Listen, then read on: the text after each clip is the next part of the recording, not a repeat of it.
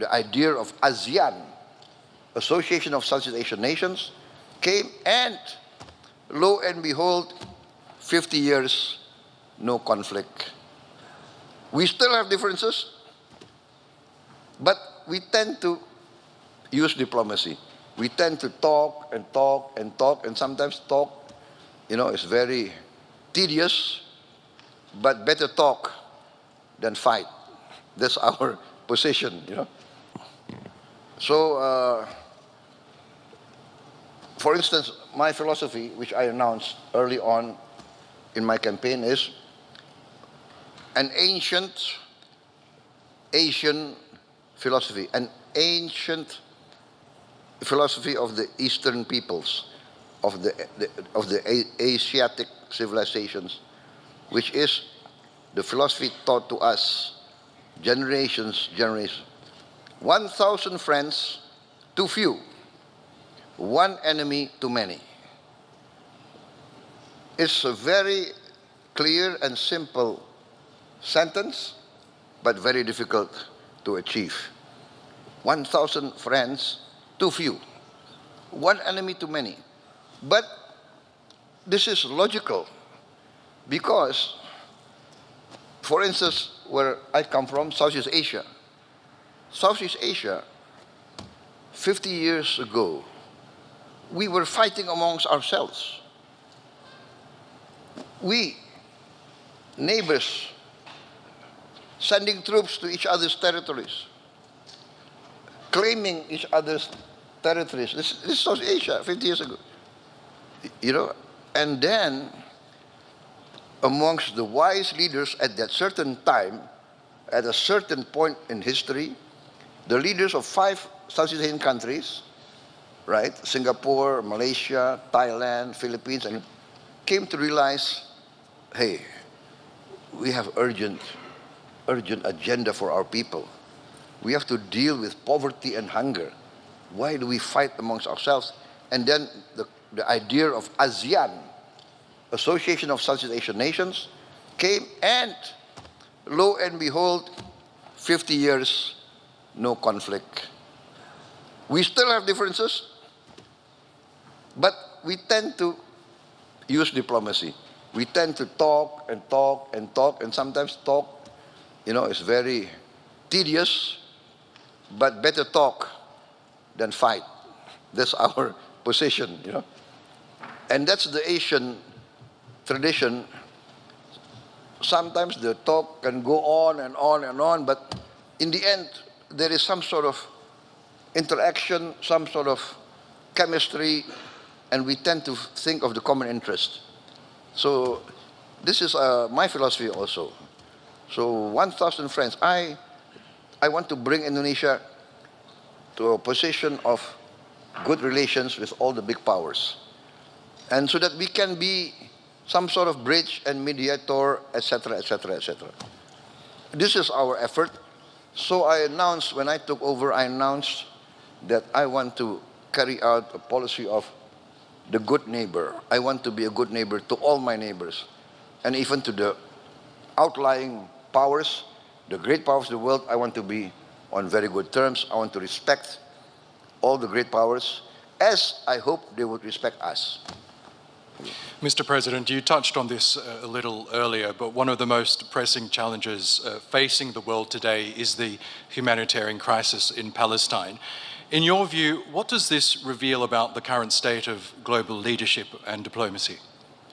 Well, I would like to say that, as I said in my first comments, that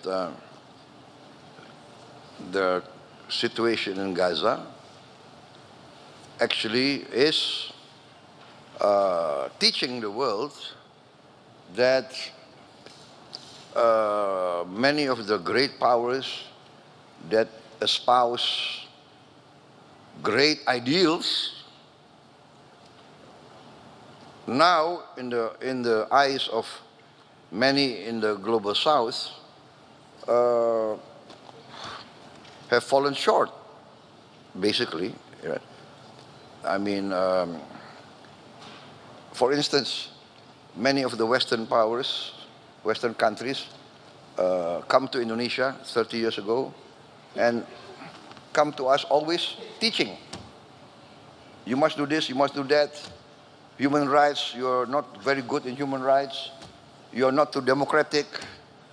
Always come and teach us. And we follow them. We follow them. And then, now we see that you come to us, you teach us human rights, but when you see flagrant violation of human rights in front, every day, every night on television, many of those who come to teach us, they keep quiet. So this is saddening, but it is a waking up. It makes us wake up. Oh, so that's it. You tell us, we must do this, we must do that, we must do this. And then you violate, or you keep quiet, or you accept these violations. How can a 6-year-old boy or girl be guilty of anything?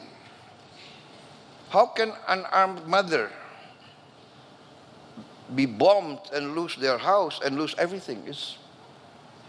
It's I think, something that's very hard to digest, actually. And that's why I try to do what I can. That's why I'm traveling tomorrow.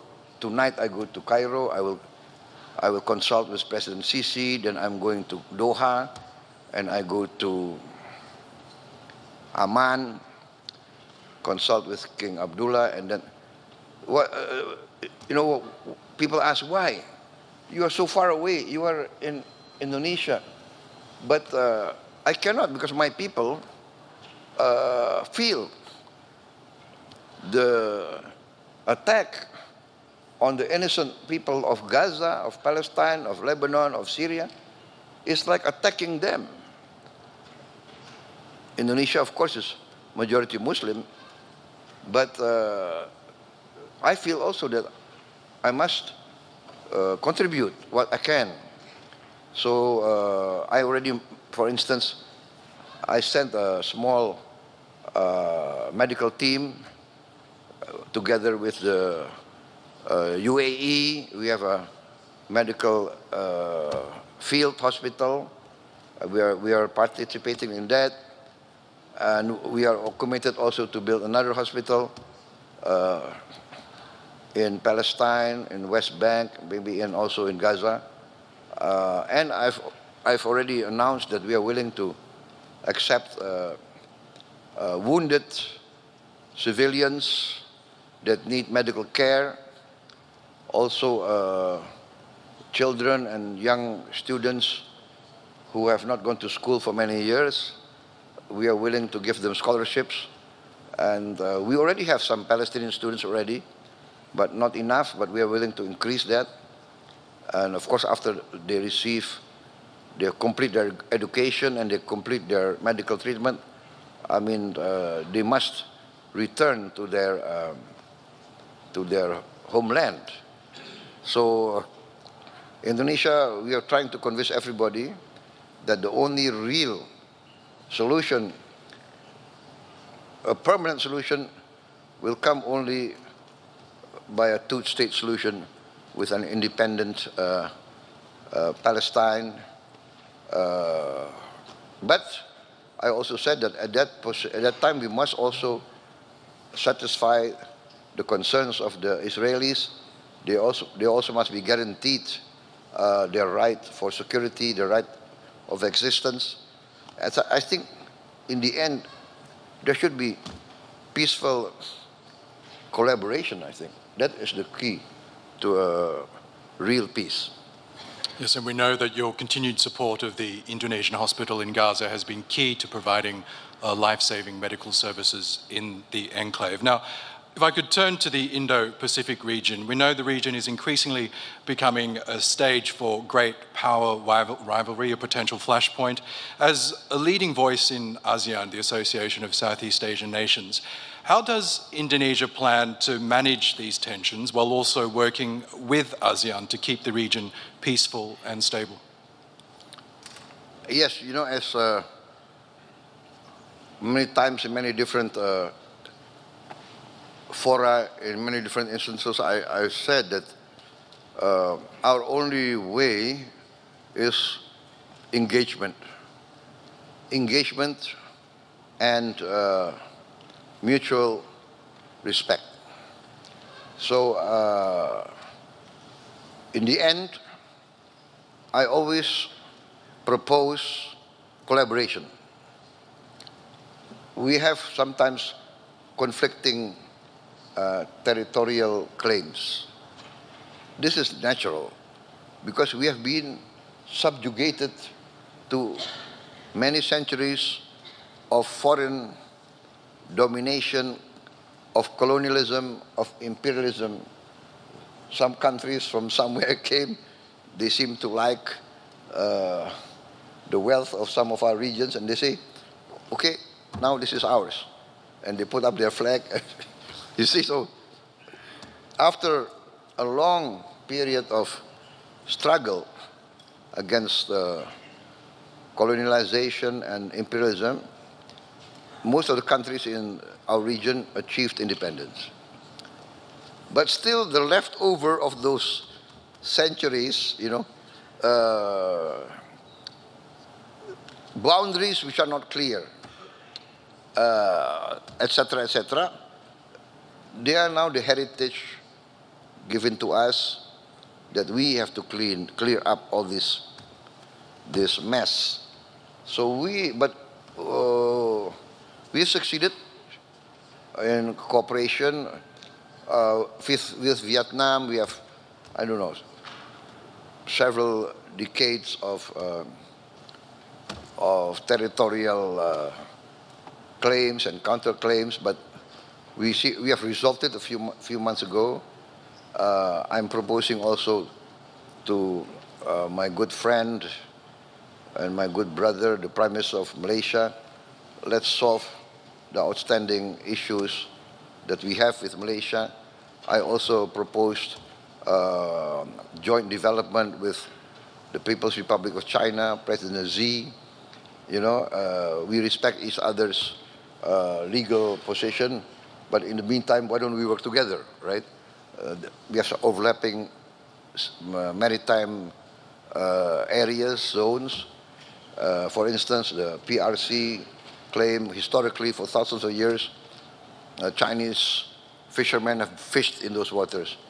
And we claim for thousands of years, Indonesian fishermen have fished in those waters. So I said to President Xi, why don't we have joint development?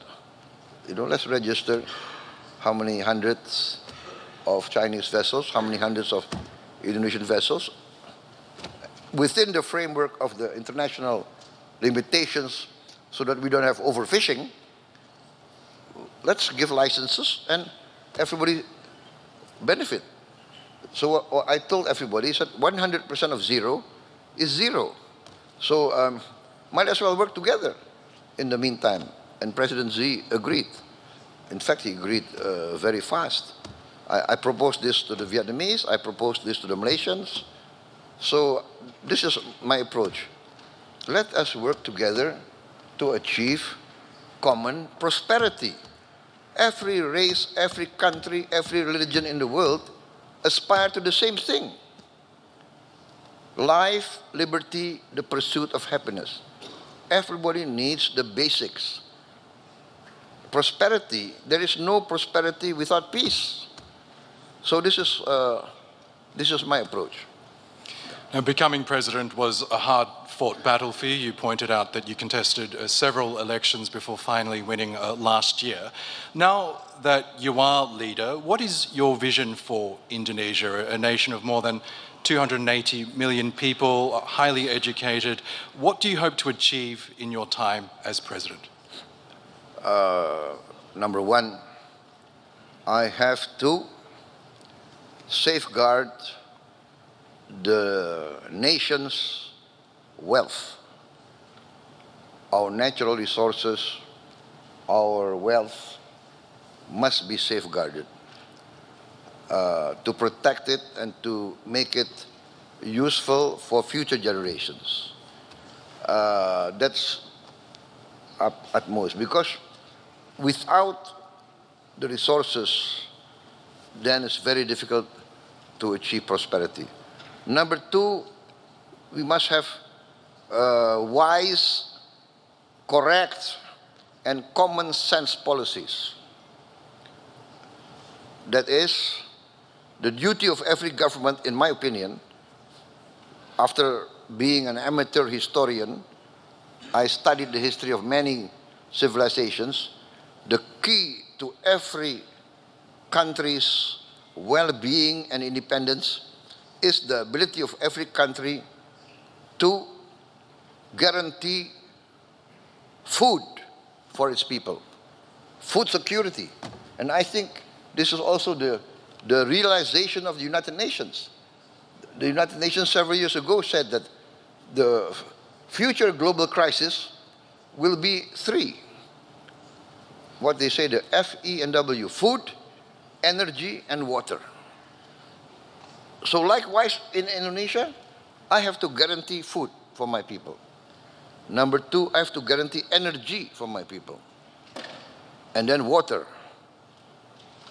Alhamdulillah, thank God, Indonesia, we have abundance of water. We have the other way around. Sometimes we have too much water, and then there's flooding, you see? And that's I would say that's now, our challenge, right? Like, we must manage our water, that it becomes useful. It doesn't become a natural disaster. And this is also a matter of education, matter of good governance. So that, and then of course, prosperity can only be achieved by the grasp of science and technology. Science and technology will enable us to industrialize. And so education, investment in science, technology, and in education is very important. In our budget, the number one, the highest item in our budget is education. I think it's the highest in the history of Indonesia. And then also I have rolled out a free meal for every children and every pregnant mother of Indonesia. So this is a massive program, very ambitious, but we are getting there. Sorry. At the end of 2025, we will provide meals for 82.9 million mouths by November 2025. So this is our program. We have to. I'm very determined to bring down poverty, especially extreme poverty, and I want to eradicate hunger. Nobody must go hungry in a nation that is a member of the G20. Thank you. And finally, Mr. President, this year marks 75 years of Indonesia-Turkey diplomatic relations. Both nations share a deep historical bond and strategic partnership. As we look ahead to 2050, which will mark the centenary of this partnership, how do you see that bilateral relationship evolving, especially in addressing shared global challenges? I'm very optimistic in this case. I'm very bullish in the sense that Turkey has a special place in Indonesia, the Indonesian people, you know. Indonesia being majority Muslim, the Ottoman Empire being at that time accepted as the leader of the Islamic community. Relations go through many centuries. Many parts of Indonesia feel the influence of the Ottomans. Many cases we were attacked by foreign powers. The Ottomans came to the assistance of our sultans. So there's this emotional bond. And I think even now, President Erdogan told us that there are Indonesian tourists coming to Turkey, I think in the figure of 200,000 every year. 200,000 Indonesians will visit Turkey. Usually after they go on the Umrah, then they will come to Turkey. And we have 50,000 Turkish citizens coming to Indonesia every year. Can you imagine? We are very far, but this is the close bond. And we are working very good in many fields. So I'm very bullish, I'm very optimistic. I can also attest that many Indonesian citizens now call Turkey a home and have set up delicious Indonesian restaurants in Istanbul to my benefit. So that's a great way of ending You are this living discussion. here? In Istanbul, yes, I am, sir. Yes. Very smart, very smart. I'm afraid we could be talking for hours, but I know you have a very packed schedule, Bapak President. That does bring us the end of our discussion. Can we please thank our honored guest, His Excellency Prabowo Subianto, the President of the Republic of Indonesia.